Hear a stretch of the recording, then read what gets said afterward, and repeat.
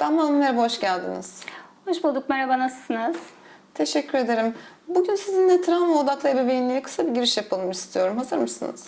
Hazırım, aslında çok da isterim çünkü bu konuda merak ettiğim bir sürü şey var. Bazen nasıl davranacağımı kestiremiyorum, emin olamıyorum. Bu durumda da kendimi çok çaresiz hissediyorum. Çok haklı bir hissiyat. Çünkü travmatik yaşamdan gelen çocuklar bazen duygularını dile getirmekte ya da davranışları durumlara orantılı ifade etmekte zorlanırlar. Travma odaklı ebeveynlik de tam olarak çocukların bu zorlu hallerini anlamayı içeriyor. Sizin ne gibi yaşadığınız zorluklar var çocuğunuzla? Yani mesela bazen böyle çok küçük bir şey bize kocaman bir krize neden olabiliyor. Neye sinirlendiğini de anlamıyorum. Anlamaya çalışıyorum ama bence çok küçük olan bir şey ve o bütün gün devam edebiliyor. Böyle bir durumda da nedenini anlamadığım için nasıl davranacağımı da bilemiyorum. Az önce bahsettiğim orantısızlık için aslında iyi bir örnek vermiş oldunuz. Bazen travmatik deneyimlerden, stresli yaşantılardan gelen çocukların mevcut durumuna uygun olmayan duygusal ya da davranışsal tepkiler verdiklerini görüyoruz.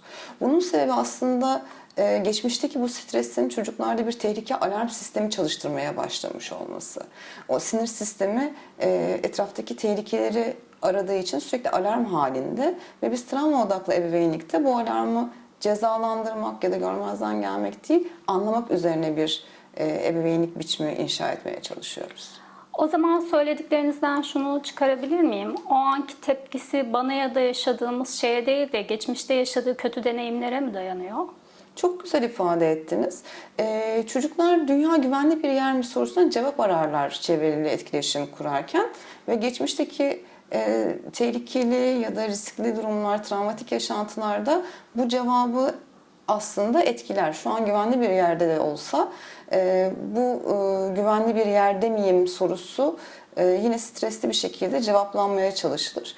Dolayısıyla aslında verdiği tepkiler de bazı ihtiyaçlarına karşılık geliyor. Mesela bağırırken aslında belki de terk edilecekten korkuyor olabilir. Ya da daha önceki yaşantısında hep bir şeyleri bağırarak ancak duyurabilmiş olabilir. Veya bağırmanın cezalandırılmayla karşılanıp karşılanmayacağını sınamaya çalışıyor olabilir. Aslında söylediklerinizden şunu anlıyorum ki verdiği her tepkiyi de kişisel algılamamam gerekiyor.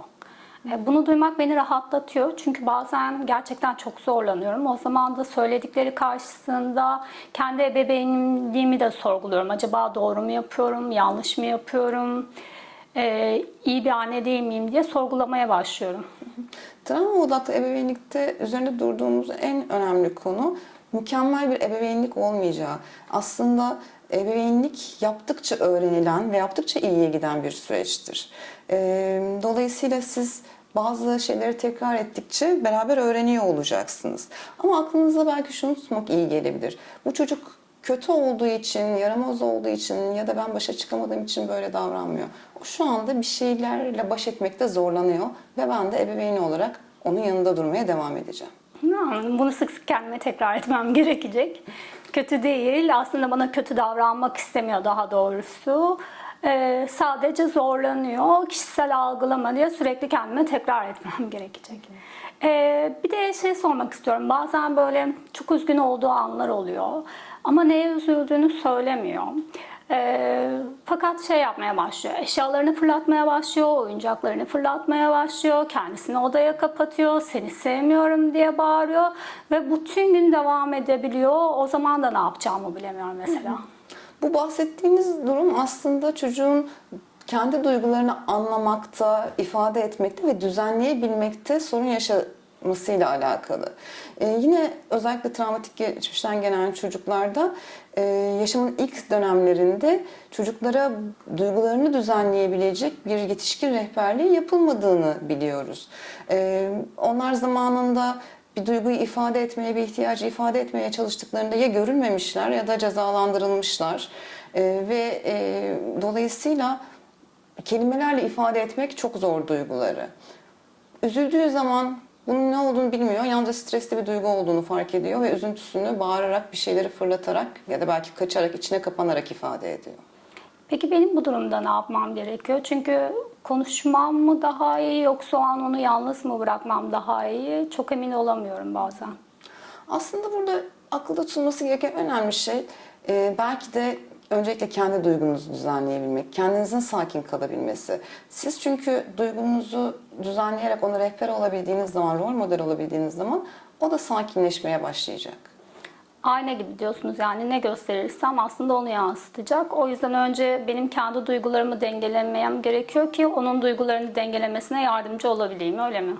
Çok güzel ifade ettiniz. Çocukların erken yaşlarda duygu düzenleme sistemi, sinir sistemi bakım vericilerinkiyle bağlıdır birbirine. Bakım verici ne kadar kendi duygusunu sakinleştirebiliyorsa, düzenleyebiliyorsa çocuğun sinir sisteminde o kadar rahat onu kopyalar ve kendisini düzenlemeyi bu yolda öğrenebilir. Bu da zaten aslında eş duyum düzenleme dediğimiz bir olgu. Ben böyle durumlarda bazen şöyle yapıyorum. Şu an çok üzgün olduğunu görüyorum. Ama ben yanındayım, merak etme diyorum. Ama bu ne kadar işe yarıyor ya da işe yarıyor mu, yaramıyor mu çok da emin olamıyorum doğrusu. Aslında siz bu cümleyi tekrarladıkça bu onun için yeni bir deneyim. Duygusunun görünmesi, ifade edilmesi, kabul edilmesi yeni bir deneyim. Ve siz bu cümleyi tekrarladıkça onun zihninde ve bedeninde bir yankı buluyor, emin olun. Davranışa dönmesi, değişime dönmesi bir zaman alacak. Çünkü üst üste birikmesi gerekiyor bu deneyimin. Ama muhakkak bir iz bırakıyor ki ve aslında güvenli bağ kurmak derken de tam olarak bunu kastediyoruz. Peki güvenli bağ dediniz ya, sizce ben bu bağı kurabiliyor muyum ya da güvenli bağlanma dediğimiz şey daha sonradan da gerçekleşebiliyor mu? Bu soruyu soruyor olmak bile aslında güvenli bağlanma kurmak için bir temeliniz, zemininiz olduğunu gösteriyor. Çünkü bir ebeveynin bu konu üzerine düşünebilmesinden, bunu isteyebilmesinden başlar güvenli bağ kurmak.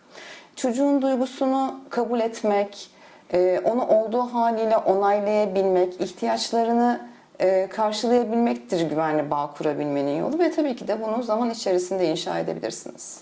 Söyledikleriniz beni çok rahatlattı öncelikle. Çünkü bazen doğru yapıp yapmadığıma çok emin olamıyorum. Ama elimden gelenin en iyisini yapmaya çalışıyorum. En kıymetli olan şey de bu. Elinizden gelenin en iyisini yapmak. Çünkü aslında mükemmel ebeveynlik diye bir şey yok.